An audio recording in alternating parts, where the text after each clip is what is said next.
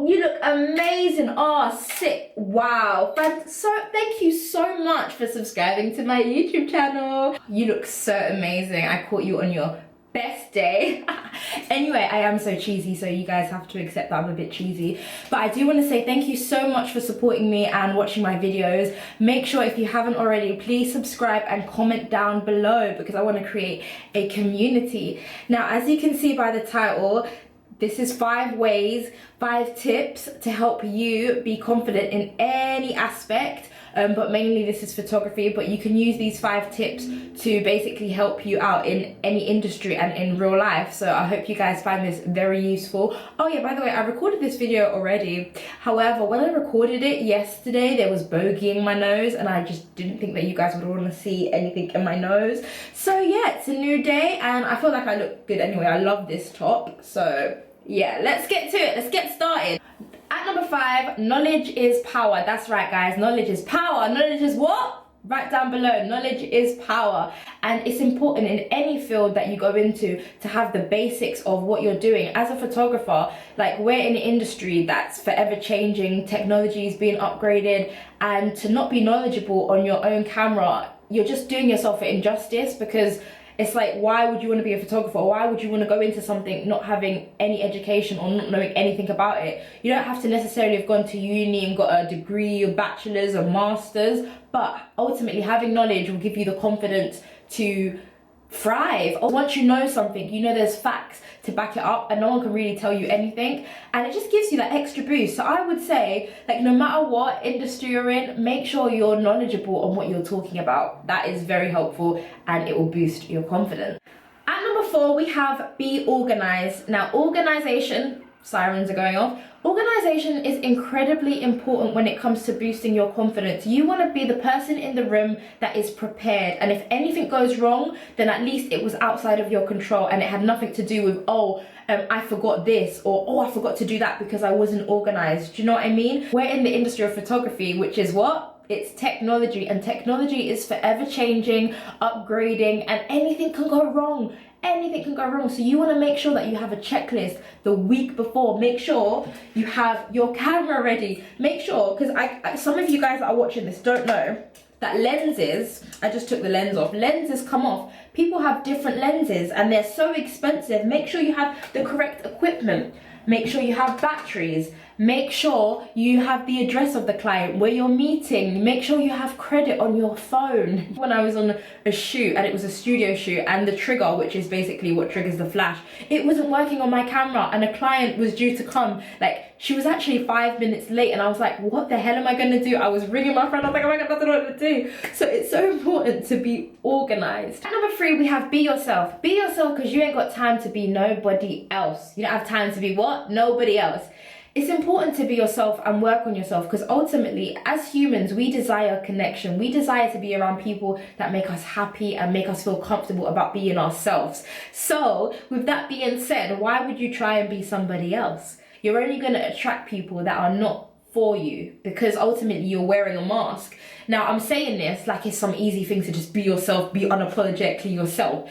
It's not. It's hard. People are judging. Family members are judging, and obviously, as individuals, we've all had our own struggles growing up, whether that's parents telling us we're not good enough, you know, being bullied, just all these little things that amount to something that make you afraid to be yourself. But as long as you're working on being yourself, trust me, that will attract the right clientele in photography and just in life in general. You know, I'm not going to sit here and be like, oh, I'm myself, I'm weird like this all the time. I'm not. Sometimes I do care what people think, but sometimes I really don't care, because who's that stranger? I'm never going to see them again. They're going to have a judgment of me by what I'm wearing and what I'm doing at that time, and then they're going to forget about me. So who cares? So I think it's very important to be yourself, and that will definitely help with your confidence in anything. Be yourself 100%, okay? Make sure you're yourself. You're working on being yourself, okay? Like, you guys are watching me right now because I'm being myself, and hopefully you like me because you've subscribed. But ultimately, I'm being myself. And people that don't like me, you know what? They're not going to watch me. They're not going to subscribe to me. They're not going to care about me. But you guys do. And that's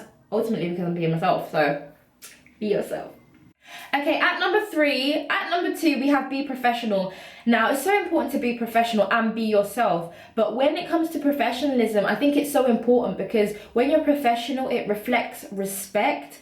And the reason why I say it reflects respect is because you have boundaries. Where sometimes when you're just yourself and you're friendly, a lot of the times people disrespect you and try to take advantage of you. But when you approach things in a professional manner, especially when it comes to photography, and you have boundaries up and you have contracts, you teach people how you want to be treated. You teach people to respect you when you're professional because they know there's only so much you can take. You know, you're not going to be there and be disrespected. And also, in this industry, reputation is everything, especially when you're self-employed or a freelance. You are the face of your company.